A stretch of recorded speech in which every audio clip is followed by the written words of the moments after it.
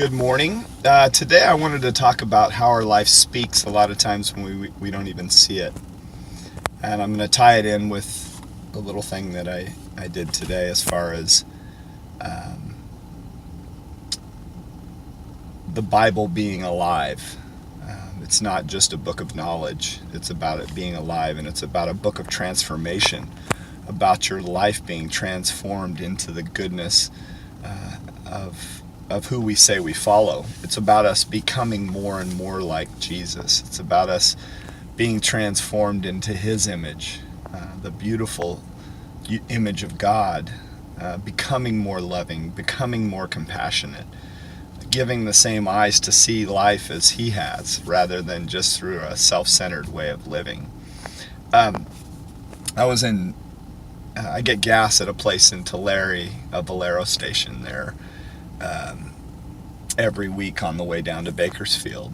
And there was a guy today that works in there. His name's Raul, younger guy. And he asked me, I went in to get a water, and he said, "What do you do anyway? I'm just curious." And so I told him, I sell sandwiches down there. And he goes, "Yeah, a while back I noticed you. I wanted to know what you did because I noticed that there was a guy that was around here that is always asking for money and different stuff. And I saw that you gave him a little bit of money, but then you pulled him aside and you just started praying with him." And he started tearing up, and he said that you don't see that very often. So it was weird because it's a very busy store, and yet God made it so, or I don't know how it all works, but all of a sudden for 10 minutes I sat at the counter and just shared a little of my story, but also the love of God and the beauty of who God is with this guy, and I don't know, it was just one of those moments where usually that store is really busy, so I couldn't sit at the counter that long and share the goodness and love of God.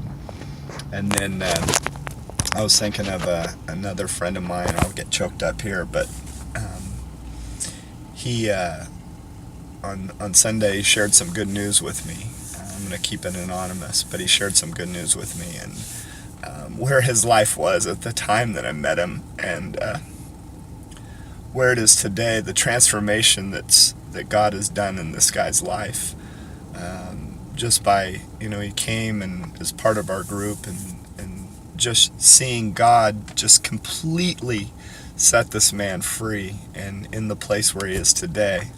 And he just shared with me, I don't know where I'd be today without, the group, our group, and with you being in my life.